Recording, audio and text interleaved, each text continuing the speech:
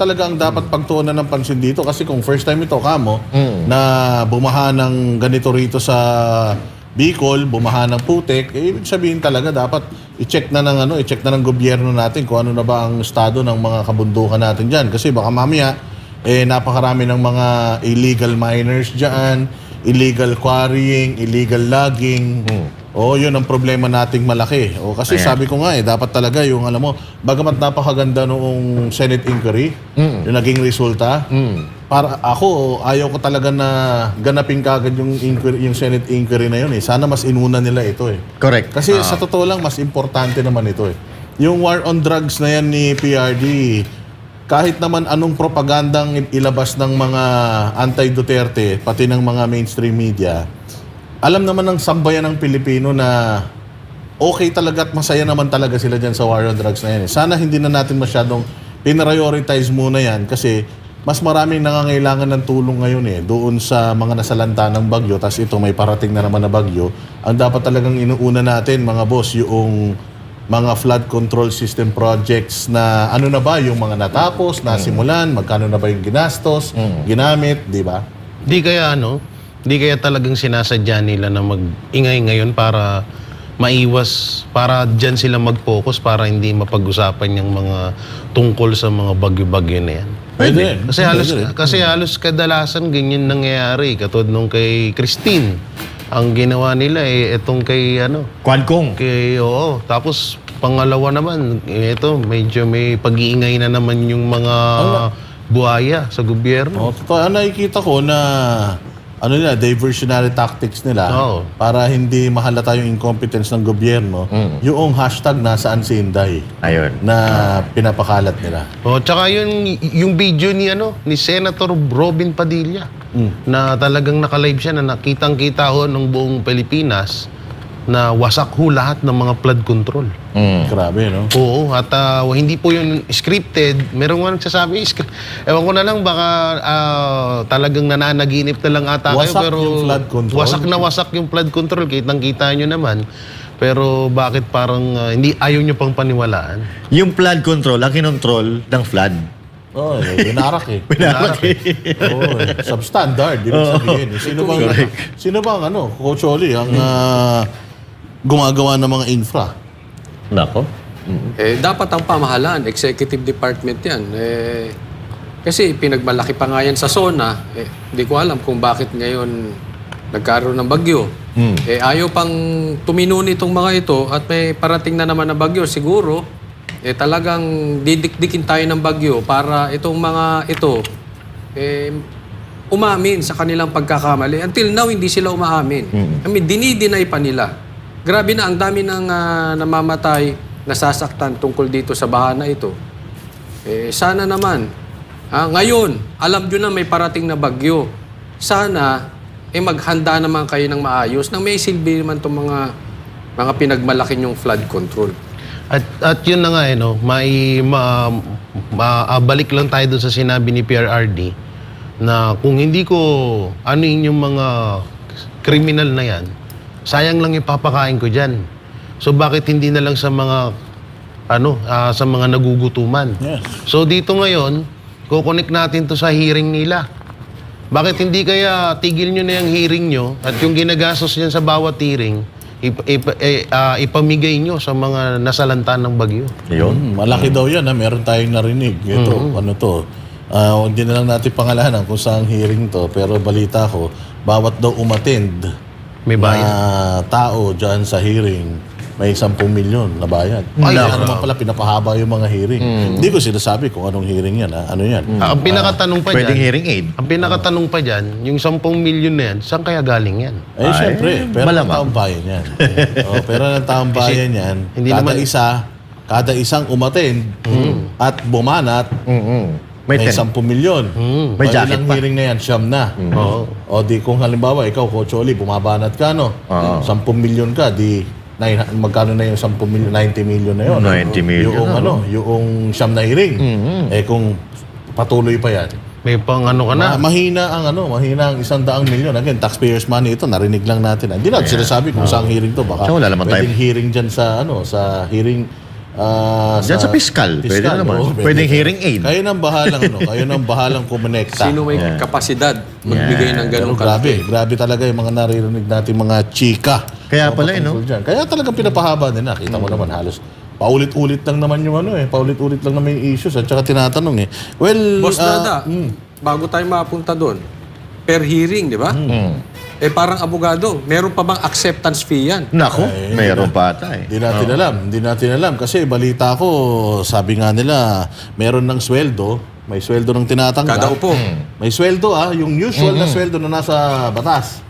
Pero hindi daw yun yung sweldo ng tinatanggap. Ay, bro. May pabiyaya pa pala yun. Malaki. Malaki Parang pabiyaya. Meron silang separate na pasweldo sa'yo. Nako po. Parang sa Bawa mga ikaw, vlogger. sweldo mo 50 pesos. Oo. Dahil close tayo, gawin kong 1,000. Nako, ang laki ng malaki. Yung sweldo mo parang babaliwalain mo na eh. Wala na yun. Doon ka na sa dagdag eh. Kaya pala Yun pa lang yun Wala pa yung mga proyekto. Kaya pala energetic na energetic yung mga young guns. Young guns. Yung Ano guns. yun? Mga guns. Parang ano to? Hindi, mga Hindi. guns ang sinabi ko eh, guns. Master, parang mga vlogger to. Di ba? Nung nakaraan na-discover natin at binunyag natin na yung mga tansudog youth vlogger ay may mga sahod. At kapag todo bira ka sa mga Duterte, with feelings, mas at may malaki. kasama pang mura, may kasama pa daw na pang midnight snack yun. Ay, wow. Bukod dun sa Hindi, 50-70. kasi ikaw naalok ka Kasi ako naalok ako Naalok ka. Ilang Magkano? beses Alam mo na. yan. Magkano daw? Magkano yun? O yung una, 50. Tapos? Kaso nitong pang mayors, wow! Ay. Mayor. Oo, 150K. Ay, wow. Nagdalawa at may ebidensya yan. Sayang naman. Ba't dapat tinanggap mo na? Ha? Dapat tinanggap mo na. Kaya ba ng konsensya mo? Hindi, ano pa ako Propaganda, So may connection, Sipag ano? pa ako Meron. May bigayan sa vlogger, May bigayan may din sa bigayan hearing. Sa hearing. Pero hindi natin alam. May sa acceptance fee Hearing, pa. oh. Meron. Hearing sa barangay yan. Oo. Sa Lupon, Nako.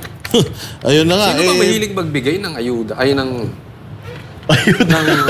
Nadulas ka ng sa... bigayan, ng bigayan. Nadudulas naman to sa ayun eh. Yan ang bigayan. Siyempre si Santa Claus. Hindi ayuda yun. Si Santa Claus. Santa Claus na walang balbas tsaka bigote. Kalbo siya, no? Mataba din.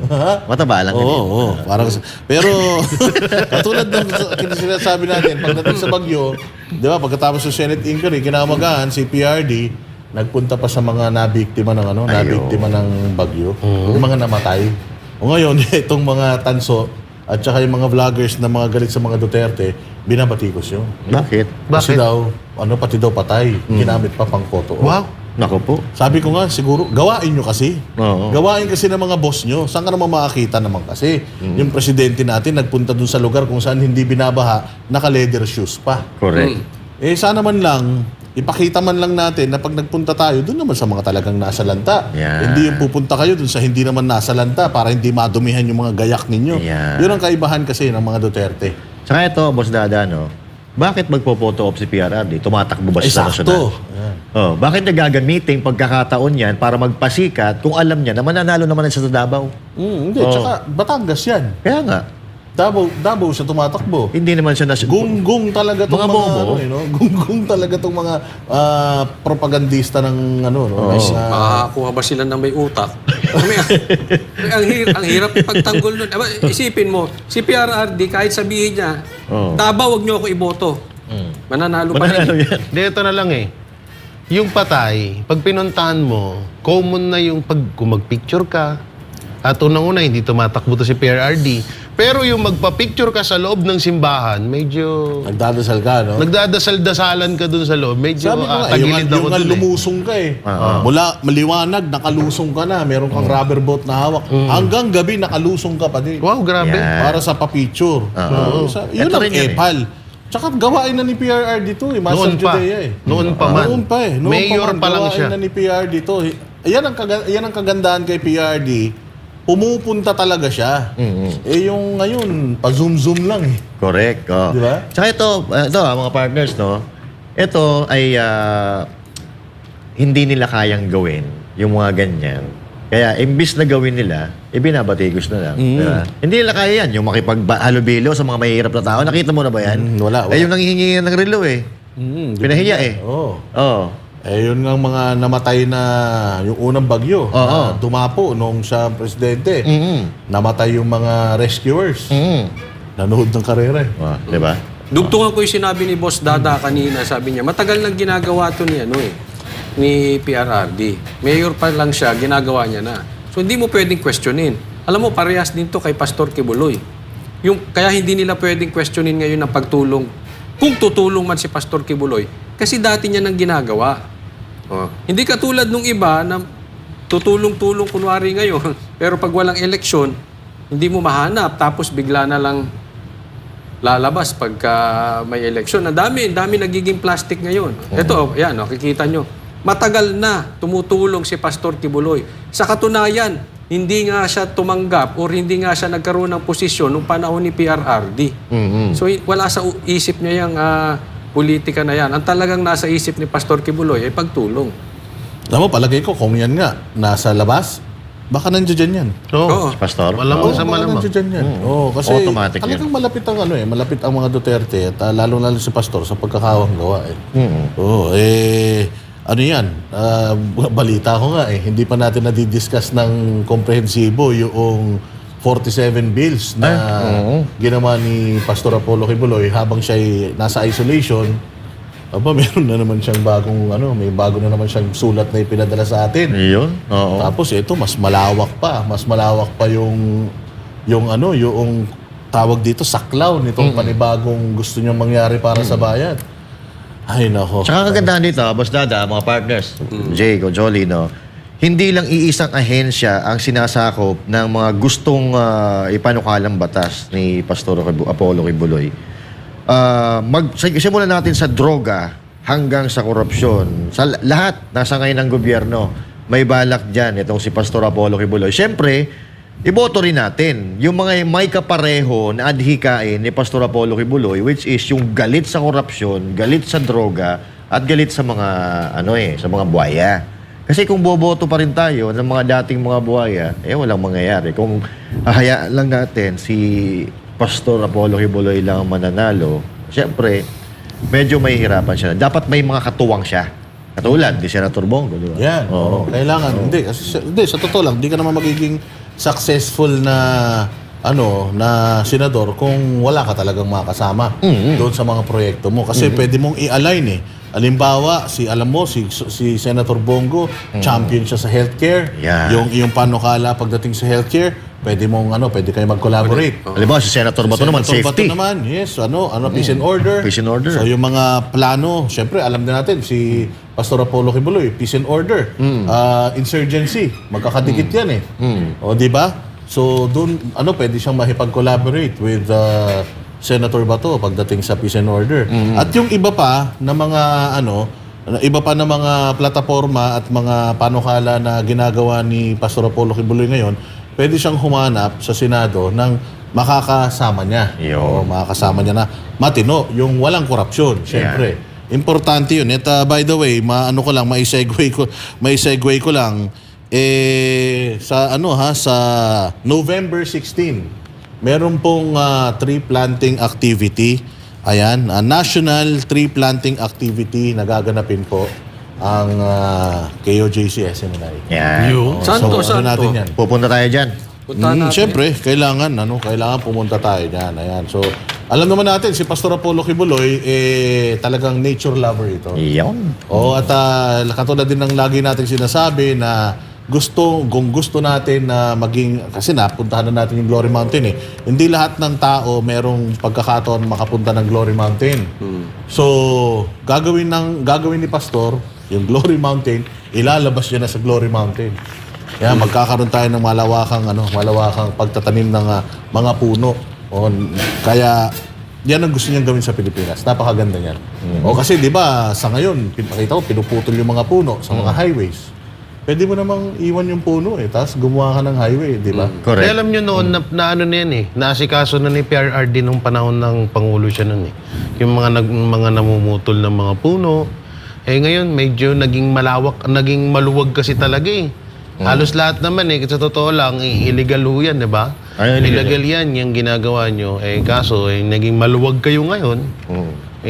Sana naman magkaroon lang kayo ng konting kaawa sa mga taong mapapahamak sa ginagawa niyo. Simulan kaya natin sa Bicol. Sa Bicol. Kasi sabi mo, kinakalbo na yung bundok sa Bicol. Totoo eh. yan. Hindi Diba? lang sa, So, magtanim hindi lang sa tayo. Bicol.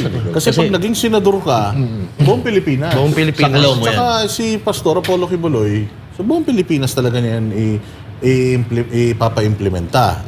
Alam naman natin na ang KOJC sa buong Pilipinas, napakaraming mga KLCs. Yan. At yan din yung makakatulong ng gobyerno natin. Kung halimbawa si Pastor Apollo Kibuloy manalo bilang senador, yan din ang makakatulong ni Pastor Apollo Kibuloy sa bawat mga lugar kung saan nandun yung mga simbahan niya na magkaroon ng mga ganitong activities. So, halimbawa Tataka, sa no? Bicol, maging ganyan, no? Tignan niyo sa monitor. Yan. Ganda. Ako sang-ayunan ko yung sinabi ni Coach Oli. Tama, sa Bicol yung grabe talagang epekto ng pananalanta ng bagyo.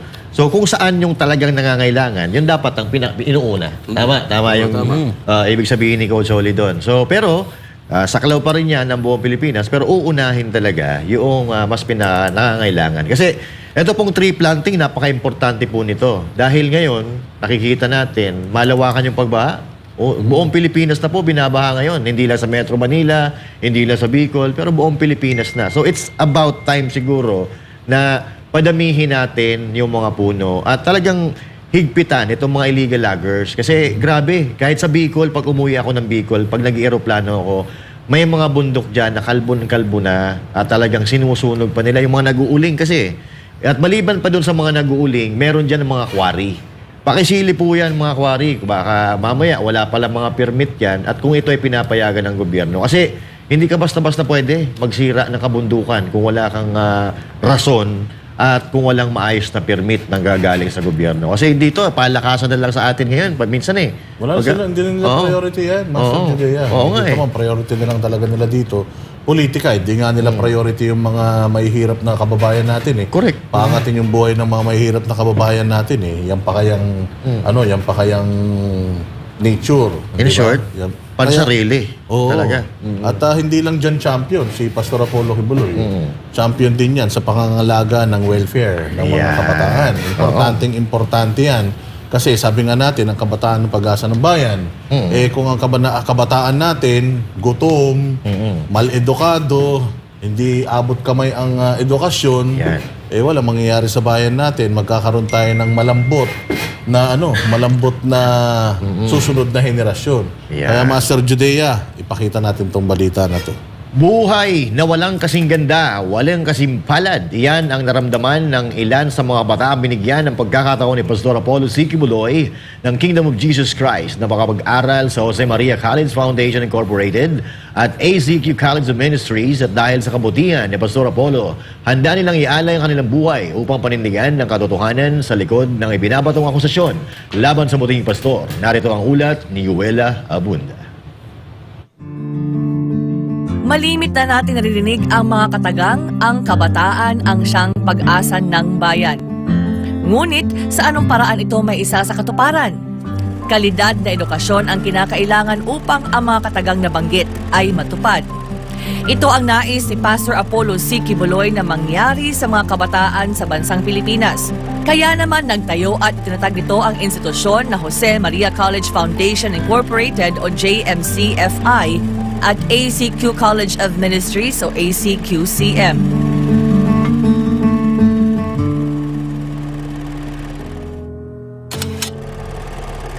Sa edad na 10, nakilala na ni Kyla Crystal Laurente si Pastor Apollo at ang The Kingdom of Jesus Christ, kung saan dito niya natutunan ang pagkakaroon ng takot sa Diyos, disiplina, paglinang ng kanilang mga talento at higit sa lahat, tinuturuan sila paano maging isang leader ng hinaharap. Actually, nung kaka-graduate ko lang din ng college, plan ko is focus na talaga kung anong ma-help ko dito sa kingdom. Pero ngayon na bibigyan na naman akong privilege mag-medical school. So, after mag-medical school is, basta ang plan ko lang ngayon, kung paano ako maka-help sa ministry, yun lang talaga. Lumaki bilang isang debotong Katoliko, ngunit nang marinig ni Kyla ang pangangaral ni Pastor Apollo, nagbago ang kanyang paniniwala. Sa kanyang pagpasok sa bansang kaharian, hindi nito sukat akalain ang mga pagkapala na ibinibigay sa kanya ng amang makapangyarihan sa pamamagitan ni Pastor Apollo. Si Hans Gabriel Marshall, 19 na taong gulang at kasalukuyang second-year student ng ACQCM. Gaya ni Kyla, sa murang edad ay nakilala nito si Pastor dahil na rin sa kanya mga magulang na masugid na tagapagsubaybay sa telebisyon. At habang siya ay lumalaki, unti-unti rin itong naiintindihan ang mga pangangaral ni Pastor Apollo. Bagamat hindi pa nito tuluyang kilala ang butihing pastor, ay hindi ito nagdalawang isip na pumasok sa paglilingkod sa sarili nitong desisyon. Ngunit ang desisyong ito ay hindi madali para kay Hans, sapagkat maituturing maganda ang takbo ng buhay nito habang siya ay nag-aaral sa isa sa mga sikat na paaralan sa bansa. Sa kabila ng kaliwat ka ng oportunidad at kalayawan sa mundo, hindi ito nagpadala at nagpahatak sa kasamaan. Dahil sa mga pagtuturo at pangangaral ni Pastor Apollo, nagkaroon ng maayos na direksyon ang kanyang buhay. What I would say is, paano binago ni Pastor ang aking buhay? You know, even though all the opportunities were open to me in the outside world, I had a scholarship lined up for college in the University of the Philippines, Diliman. But I thank the Almighty Father because binigyan niya ako ng purpose sa buhay, spiritual purpose. Because even though, yes, there are pleasures in the outside world, yes, everything was open to me, there were many, many opportunities, connections, blessings, but I always felt empty. And that is because wala yung spiritual component, wala yung kaligtasan, at wala sa labas yung kabutihan na tinuturo ni Pastor Apollo C. Quiboloy, our beloved pastor. Si Joan May Espinosa ay kagaya rin ni Kyla at Hans na sa murang edad ay nakilala na ang paglilingkod ni Pastor Apollo. Nasaksihan nito ang pagsisimula ng ministry na mula sa walang-wala hanggang sa kung ano na ang estado nito ngayon. At nakita nito kung gaano kalawak ang pag-ibig ni Pastor Apollo sa mga kaduluwa, lalo na sa mga kabataan. When it comes sa gugma ni Pastor sa mga kalag, dili siya matukib. Kay ako mismo, number 1 na witness, ana. Kay ever since growing up, na ako diri sa sulod sa kingdom, witness ko kung unsa si Pastor sa paghigugma sa mga kalag, especially sa mga kabatanunan.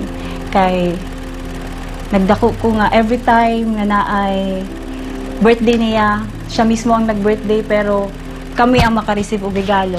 So, ing ana ka precious, ing ana iyahang pagigugma, nga di siya mo tan-aw kung kinsa man ka, unsa imong background sa kinabuhi. So, walay discrimination. Ing ana mahigugma ang anak.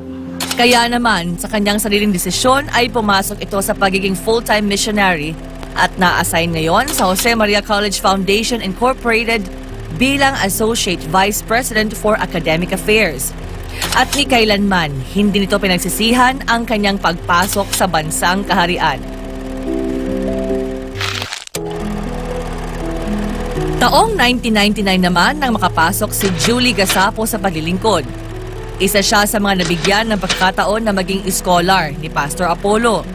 Saksi rin siya kung paano binibigyang halaga ang mga kabataan sa kabila ng hindi pa masyadong malago ang paglilingkod. Sa loob ng 24 na taon, walang nakita si Julie na maling ginawa o itinurong masama si Pastor Apollo. Kaya nung binigyan ako ng pagkakataon ni Pastor na maging scholars niya, minabuti ko rin yung binigay sa akin ng pribilehiyo hanggang sa pinatapos niya ako sa pag-aaral. Lahat-lahat ng pangangailangan namin, lahat pinoprovide yun ni Pastor. Even sa basic na mga pangangailangan namin ng mga scholars, binibigay yung lahat ni Pastor. Kaya nung hanggang sa ngayon, nagpapasalamat ako dahil despite sa lahat ng mga nangyari, kasi alam ko kasi yung katotohanan eh. Kasi ako yung lumaki dito, ako yung tumagal dito. Ilang taon na yung nakalipas. Tapos ganun yung mga paninira kay Pastor.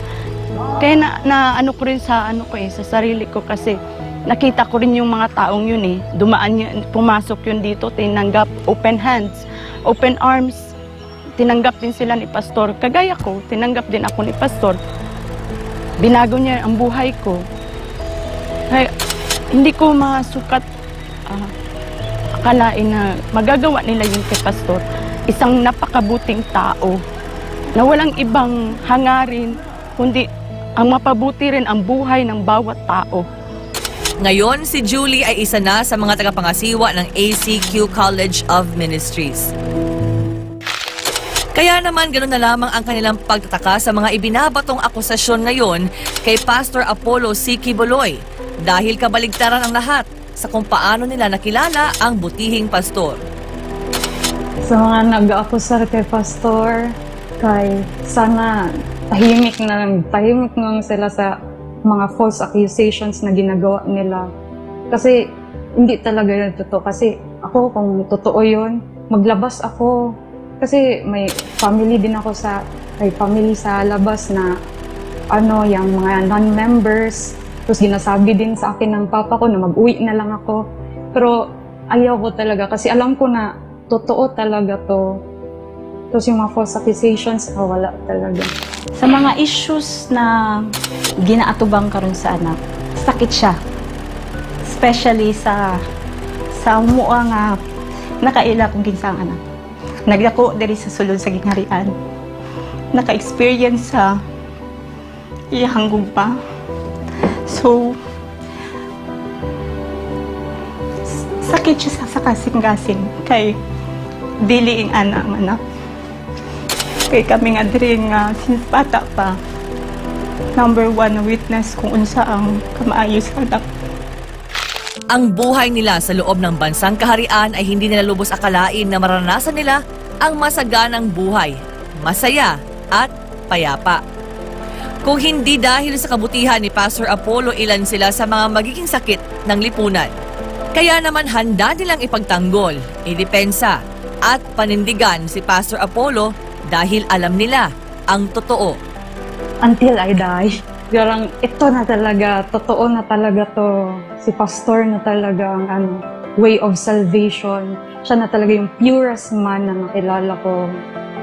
Siya na talaga ang example in these modern times.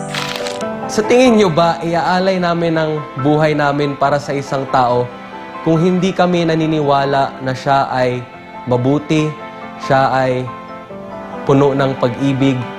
You know, any normal person will be able to know kung ang isang tao ba ay mabuting tao by being with him, by seeing the results that he has produced.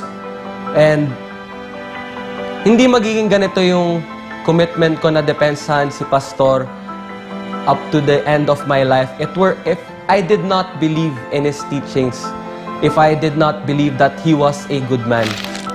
Ang pagdepensa sa anak karon, I will offer my life to defend the son because we know the truth, we know the son. Kailami sa iyaha kung unsa siya. Even our lives, we're willing to sacrifice to defend the son. Kay kabalumi kung unsa amo ang ginatindugan, kabalumi sa kamatuoran, we know the truth. Kay kami ani adiri sa sulod, kami ang living witness kung kinsa ang anak ug unsa ang kingdom of Jesus Christ. Until my last breath, I know na even yung buhay ko is not enough na suklian ang lahat ng kabutihan na gawa ni Pastor sa akin. Kaya even bibigyan pa ako ng Ama ng ilang buhay, I will lay down this life para sa ipagtanggol si Pastor. Dahil alam ko kung ano ang katotohanan. Alam ko mismo kung ano ang totoo. At naninindigan ako sa katotohanan dahil alam ko kung sino talaga si Pastor. Ilan lamang sila sa milyon-milyong KOJC missionaries na makapagpapatunay kung sino si Pastor Apollo at kung paano nabago ang kanilang buhay mula sa madilim na kahapon na ngayoy maliwanag na kinabukasan. Para sa Diyos at sa Pilipinas kong mahal, Wela Abunda, SM9 News. Napakagandang balita, mga boss. Ayan ang sinasabi natin. Ibang klase talaga. Kung kayang baguhin ni Pastor Kibuloy itong mga buhay ng mga taong ito, umaasa tayo na magagawa rin yan sa buong Pilipinas. Yan. Lahat yan posible basta merong basta nasa puso at isip mo na Political gusto mo will. gawin. Yan, political Yan. will.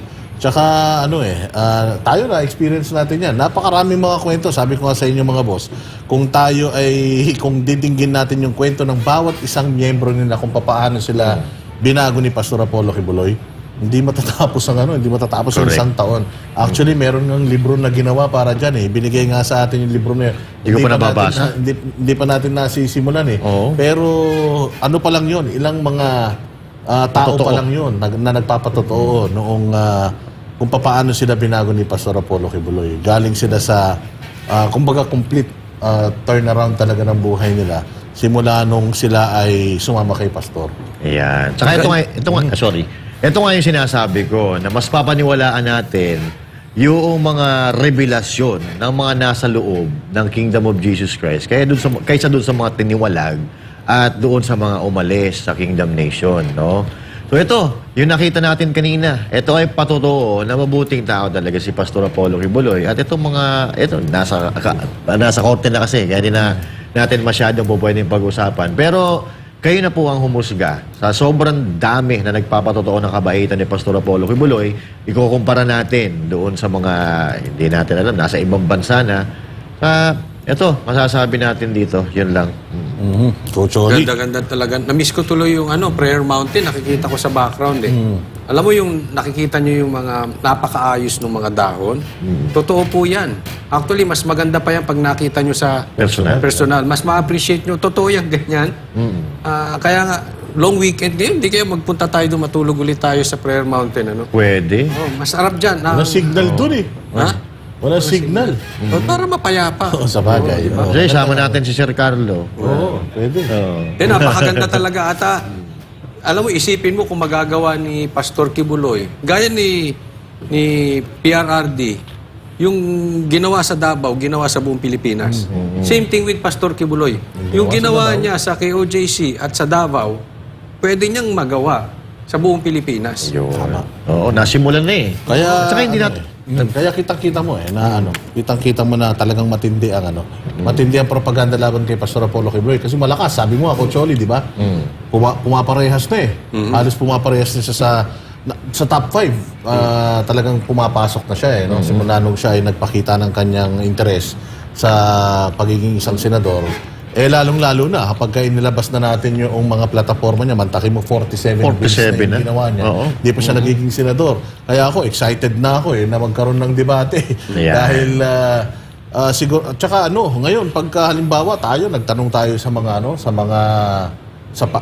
mga magdidebate ng mga senador, kung bibigyan tayo ng pagkakataon, dahil nakita natin yung mga ni Pastor nakita natin yung kanyang plataforma tsaka yung kanyang madali na lang magtanong para sa atin kasi kasi alamin natin ang plano mo sa ganito. Sabi niya, pagka sinabi niya na ganito ang plano ko o paano mo gagawin o anong kasi si Pastor kumpleto Kumpleto. Tsaka kung halimbawa, isasali natin si Pastor doon sa sa debate na yon, alam niya na kung paano sasagutin dahil siya gumawa nun Kaya talagang sinisiraan Sinisiraan talaga. Diyan si Trillanes, naninira.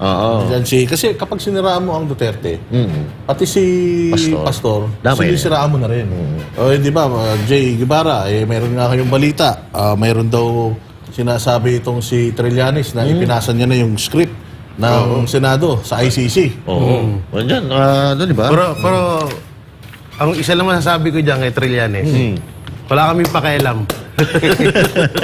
Ano ka lang, gawin mo na gusto mong gawin. Kung gusto mo, isama mo pa yung... Ito lang madugtong ko lang doon kanina bago tayo magpatuloy dito kay Trililing. At yung ilan yung 47? 46. 47. 47 bills, hindi lang po yun basta ipapasa ha. May mga explanation po doon. Matinding mga explanation doon si Pastor. Hindi lang basta-basta, sige, ito, ganyan. Hindi, may mga explanation ho doon. Kung paano gagawin. Kung paano gagawin i-implement. at kung paano i-implement. Alam So, mo, back to you. Sinabi ni Boss Dada na nag-aantay siya ng debate. Alam mo, pagdating ng debate, dalawa lang itatanong ko sa kanila, babaligtad lahat sila kay Pastor. Karamihan Una, Yung pinapangako mo ba, nagawa mo na dati? Yun. Yari sila doon. Pangalawa, dito maraming babaligtad. Kaya mo bang magpa-drug test? Yan. Tapos na sila dyan. Ngayon pa lang wala na eh. Tahimik na sila eh. Ano ba? Si Trillanes ba? Kailangan ba magpa-drug test nito? Ay po. Hindi siguro ano na eh. Hindi pa ako mag... Hindi siguro hindi na drug test. Psychiatry. Rabies. Mental check-up na Dapat to kailangan rabies, eh. dito. Rabies. Kasi parang ano eh, parang hindi humihinto ng Tahol. kakahol eh, no? Veterinarian kaya Ito mo na nga, pinasa na niya. Sabi, ang linaw-linaw ng, posisyon ng Malacanang, Trillanes, na hindi magkikipag-coordinate ang Pilipinas sa ICC. Pilipilit mo pa rin yung ICC. Kayo na nagsabi na napakaraming inamin ni Duterte doon sa hearing. Bakit sa ICC na naman kayo nakikipag-cooperate?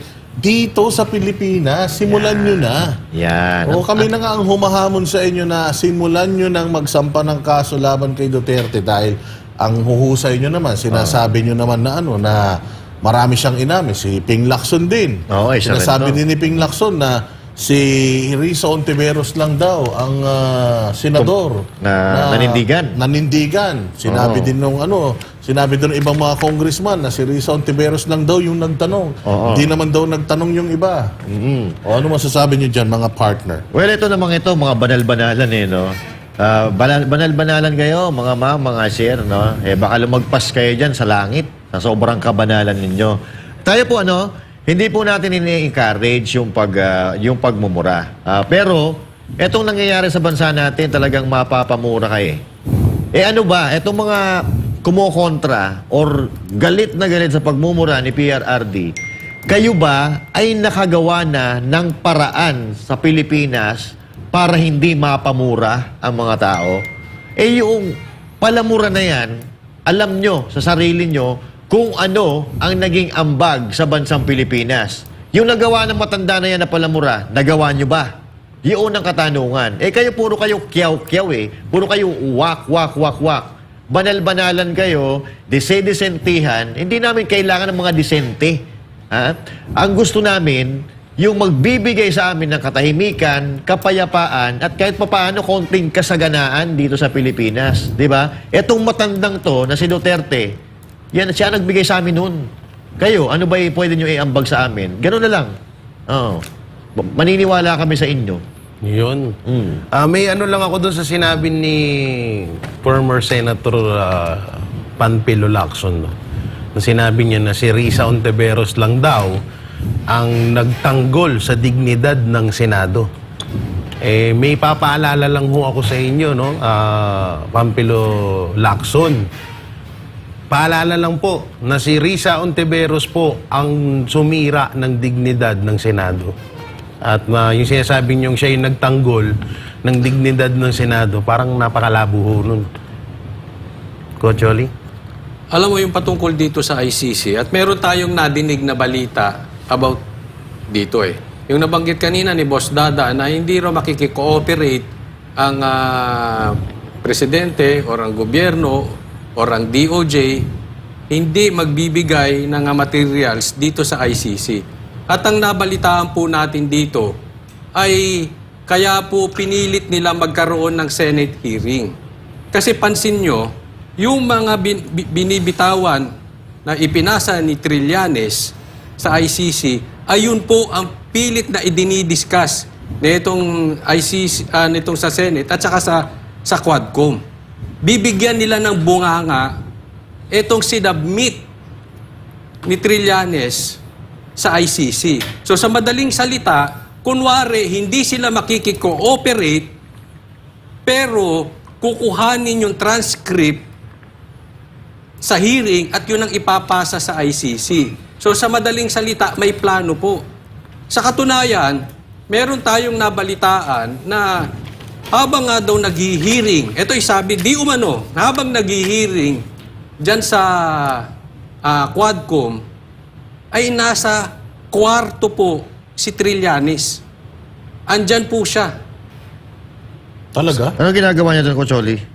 Siya nagsusupply ng mga dapat pag-usapan. Kaya, oo. So, medyo matindi to. At may ebidensya po dito kasi doon sa naibalita ko, ay may CCTV dyan. At antay-antay lang natin kung aaminin nila to o hindi. So, ibig sabihin, nagsasabuatan na sila eh. Meron, Mga meron talaga. Pula, dilaw, pink, nagsasabuatan na? Oo. Isipin mo, kasi hindi magpa-participate saan sila pupulot.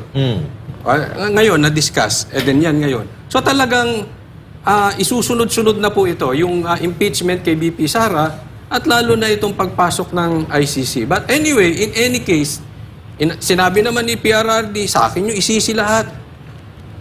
Huwag sa mga pulis.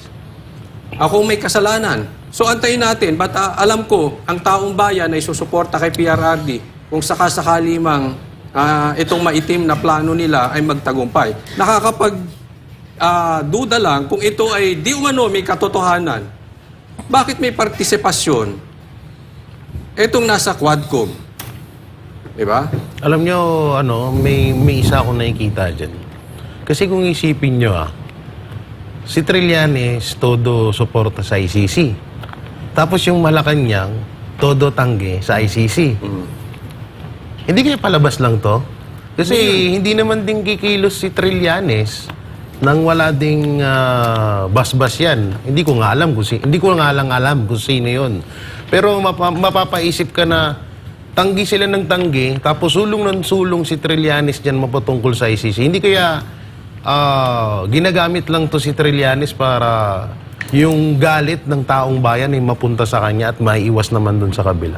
Pero mga partner, ako kasi dapat to si Trillanes, di na pinagpapapansin to dahil irrelevant na ito eh.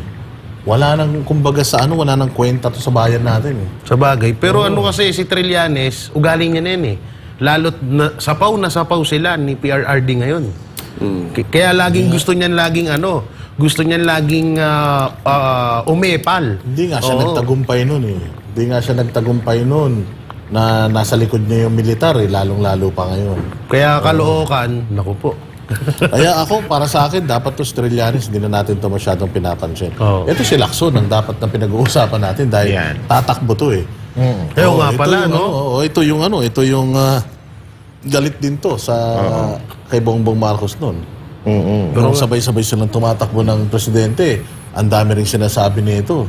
Ito pa nga yung isa sa nagpaugong ng drug test, pero ngayon hindi mo na naririnig na nananawagan nun.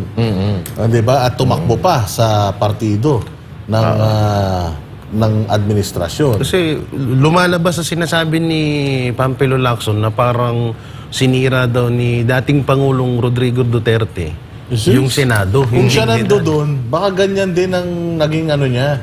Magaling lang sila magsalita. Kahit si Chis Escudero may nasasabi din sa pagmumura. Magaling lang kayo magsalita kasi wala kayo doon. Pag nandoon kayo, doon nyo talaga makikita, doon nyo marirealize na iba talaga si PRD, iba yung impluensya ni PRD, iba yung aura niya. Rockstar talaga yung matanda. Correct. Oo, Diyos ko po. Makikita nyo naman, nandiyan dyan si Jinggoy, napakahigpit niyan. Nandiyan dyan si Villanueva, napakahigpit niyan. Si Coco Pimentel. Sinasabi nyo ba na mas magaling kayo mag-control kaysa kay Coco Pimentel? Correct. Sa totoo lang, napakagaling ng pag-control ni Coco Pimentel nung pag-conduct niya ng investigation hearing na yan. Ang galing, as in, alam niya kung kailan siya kailan niya puputulin, alam niya kung kailan siya magre-recess, ang gaganda ng mga tanong niya, walang showbiz doon sa mga tanong niya. Makikita mo na kapag nakikita niya na medyo nagkakainitan na, alam niya kung kailan niya i-stop, alam niya kung kailan niya i-go-go, alam niya kung kailan niya tatanungin si PRRD.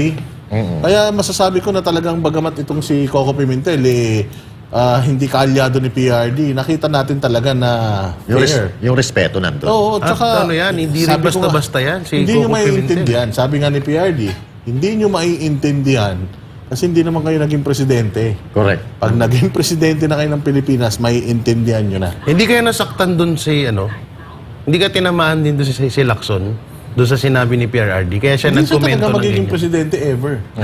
Ilang beses siya siyang tumakbo ng presidente. Hindi nga, baka nga dahil doon, kaya siya nagsasalita ng ganyan. Kasi parang kaya siya nagsasalita ng ganyan. Kasi nga, tumatakbo siya. Kasi nga, alam mo yung mga doble kara. Balimbing eh. Balimbing. Kaya siya nagsasalita ng ganyan. Kasi kahit naman nung si PRD ang presidente, wala namang masamang tinapay kay PRD yan. Wala namang masamang statement kay PRD yan. Lubasa din ngayon, tumatakbo na siya sa ticket nila Bongbong Marcos, biglang ano na siya, meron na siyang statement. Ito lang, may lilinawin lang ako kasi nung nakaraan, may sinabi si Ping Lacson na ang nakikita niya daw na pagiging presidente sa darating na 2028 ay si BP Sara. Pero dito nga sa Banateros, may kasabihan kami na pag tama, palakpakan, pag mali, banatan. Kasi may nag-comment agad na basher dito na kakampi daw, wag daw banatan, kakampi. Hindi po pwede. Sino ang wag banatan May dito? nag-chat eh.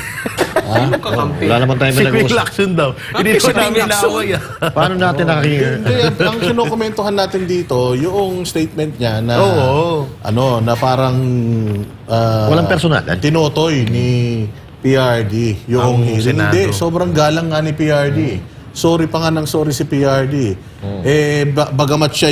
Bagamat dati siyang presidente at sobrang taas pa rin ng paghanga ng tao sa kanya, sa totoo lang, yung mura naman niya, frustrations lang eh. Yes. Ganito ba naman nangyayari sa bayan natin? Hindi ka magmumura. Alam niyo, kung Correct. pwede nga lang magmura dito, maliligo talaga kayo ng mura sa amin eh. Correct, Kaya lang, no. bawal eh. Pinagsama-sama niyo pa kami dito eh. Oo, bawal eh. Kung pwede lang, talagang baka bawat sentences may mura dahil sa dami ng kahayupang ginagawa niyo sa bayan natin eh. Easy. Correct. Sabi ko nga kanina, di ba? May nagawa na ba sila na paraan para hindi mapamura ang mga tao? Kamura-mura naman talaga. Yun ang nangyayari sa bansa natin ngayon.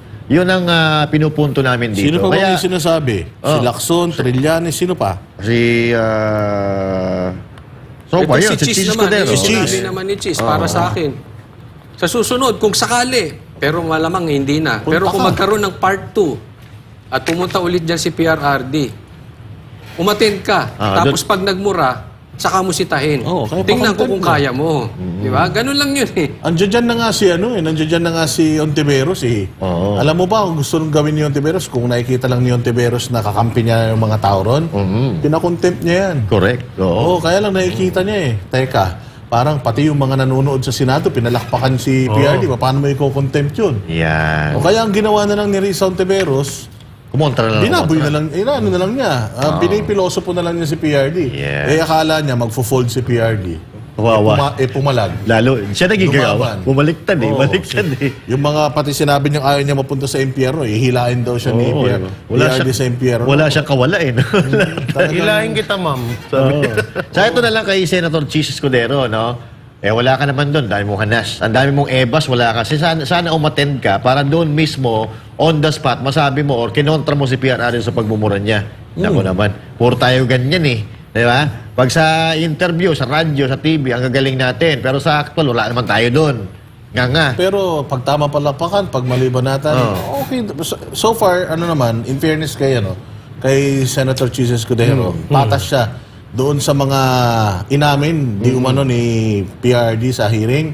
Inamin naman niya na hindi alam at mukhang mahihirapan kung paano nga i-operationalize yung mga sinabi. pagsabi ni PRD kasi putol eh. Kompleto eh. Ganon pagaling. Ganon kabobo si Trillanes. Kung saan dyan nakakita doon na po pwedeng magamit laban kay PRRD Hindi ng nga, ICC. wala siyang makita actually si Trillanes. Wala siyang makita doon na pwedeng ikaso kay PRD dito. Kaya dinala na lang niya doon sa ICC. ICC naman, politika yan. Ayun. Oo, di ba? Ako, final word lang para sa akin. Katulad ng lagi natin sinasabi, mag-uundas na at long weekend. Enjoy yung weekend ninyo. At syempre, may bagyo na paparating. Mag-iingat po kayo doon sa mga babiyahe. Make sure na safe yung inyong mga sasakyan. Kung kayo naman po magko-commute, magbaong kayo ng mahabang pasensya dahil napakahaba na po ng pila sa mga sa mga bus, sa mga estasyon natin ng bus terminal at pati sa lalo na yung mga tawid dagat. Mag-iingat po kayo maigi dahil may bagyo. O kung kaya nyong mag-spend na lang ng undas sa mga bahay ninyo, mas safe, mas okay pa yan. And yun lang para sa akin. At syempre sa akin naman, doon sa magpupunta sa mga sementeryo, alamin po natin kung anong mga pinagbabawal dyan. Bawal lighter, matutulis na bagay, alak and all that. Bawal po yan. At sumunod po tayo sa batas. Kahit yung mga ibang nasa gobyerno ay sumunod sa batas, tayo na lang po sumunod. Tayo na lang po yung para sa kanila. So, ayun lang po. At ang last message ko, bukas po ang guest namin ay si Cathy Binag. Yan. Abangan nyo po yun. Abangan Maganda nyo po yan, yan. Ayan, Tatanungin ko siya kung kumakain ba siya sa loob ng banyo. Yan. Tatanungin ko yan. Tanungin mo yan, ha? At Tatanungin din natin, Coach Oli, kung siya ba ay single or double. O yun. Hindi, ngayon pa lang. Tanongin mo na si Coach Oli kung single siya. Single ka ba? Ako ba o siya? Ah, siya pala yun. Hindi pala. Hindi naman. Akala ko kasi ikaw yung guest bukas eh. Hindi ba? Ay, anong anchor ka pala? Marami-rami tayong mga itatanong kay Kati. May pasabog. At may pasabog. May pasabog di umano. Si Kati bukas, dalawa. May video? May May video. malupit. Marami kaya. Parang parang Abangan. magka-chat kayo Oo. Oh, nagtatampo na ako. Bakit di na sa'yo meron pasabog? Ba't Di sabi nag- wala? Kinuha mo yung number? Buti ka may alam ka. Di na nagre-reply sa akin si Ma'am Kati tsaka si BP Sara. Ay, grabe naman Nagsasama ng loob. Wow. Pag yung mga magaganda, hindi nagre-reply sa'yo, sumasama ang loob mo. Oh. Bakit pag si di nagre-reply sa'yo, okay ka lang. O, yan lang. Si Risa Ontiveros. Si Risa Ito Ontiveros. last message ko sa... ako mag-ano ako sa mga magulang ha. Kasi alam naman natin na usong-uso ngayon ang pagkawala ng mga kabataan. Yun. So lalong-lalo na dyan sa mga pupunta sa mga sementeryo, panatiliin at mas pangalagaan nyo po ang inyong mga anak na huwag mawalay sa inyong tabi dahil usong-uso po ngayon ang mga nawawalang mga bata. Kaya doble ingat po at enjoy po kayo. Ayun, no? Hindi lang pondo ng bayan nawawala, pati bata. Pati bata nawawala na. Bumabalik na naman ngayon yung mga internal organs for sale. But anyway, bago tayo magtapos, para naman sa ating Christmas countdown. 55 days na lang, mga Ayun, kabanateros, at Pasko na. Merry Christmas na talaga, no? 55 days bukas. Ilang 54 araw na lang. 56 days na lang. Good Bukas, Jolly. 54 na lang. Baliktad. Baliktarin natin. Pahabain uli natin. Jolly, Master. Dada. Marami siguro Ilang araw na mamamasko. lang, tatanda na naman ako. Oo, mag-birthday na pala to eh. December to eh. Birthday mo na yan, ha? Oh, next year na ulit. Next year ulit. Mag-birthday ako sa January na lang para pangalawa na. Ganda ng birthday niya, December. December, no? Ang swerte daw yung mga nagbo-birthday na December, no? Kala ko Pebrero yan, eh. Ah, bakit? Sabi nga, pag Pebrero daw, Ano? Nalakas to pa. maluwag ang tililing. Uy, bait naman ako ah. Oh, kita-kita po tayo uli mga banateros bukas kasama si Kati. Dito lang sa SMNI. Pag tama, palakpakan. Pag mali, banatan. Ako po si Coach Oli. Ako naman po si Boss Dada. At syempre, ako naman si Master Judea. At ako naman po, ang pinanganak ng December, napakabait na si Jay Guevara. Yun, Para oh. sa Para sa Diyos, Diyos, Pilipinas Pilipinas ating mahal.